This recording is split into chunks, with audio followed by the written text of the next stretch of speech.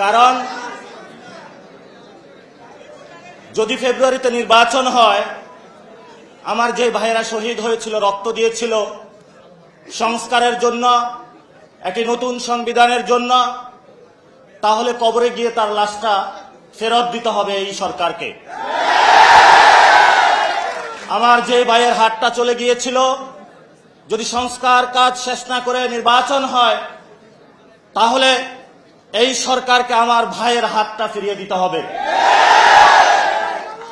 যে মায়ের বুক খালি হয়েছিল, যদি সংস্কার ছাড়া, একটি নতুন সংবিধান ছাড়া বাংলাদেশে নির্বাচন হয়, তাহলে ওই মায়ের বুকের সন্তানকে ফেরত দিতে হবে।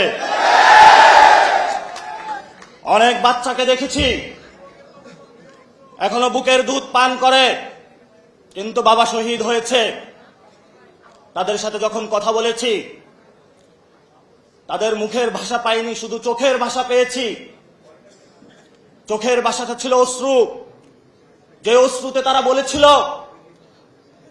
আমার বাচ্চা রয়ে গিয়েছে, আমার স্বামী চলে গিয়েছে, আমি বাংলাদেশ থেকে কিছু চাই না, কিন্তু আমি একটি সুন্দর ভবিষ্যতে বাংলাদেশ দেখতে চাই, যেখানে আমার এই বুকের যে সন্তান আছে, আর সন্তানকে কেউ খুন করবে না।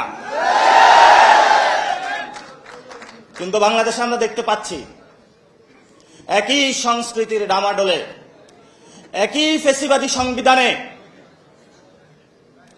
একই সিস্টেমের মধ্য দিয়ে আমরা নির্বাচনে যাচ্ছি। তাহলে এতগুলো মানুষ শহীদ হওয়ার প্রয়োজন কি ছিল? এতগুলো মানুষ আহত হওয়ার প্রয়োজন কি ছিল? আপনারা দেখেছেন, এখানে অনেক মিডিয়া ভাই রয়েছেন।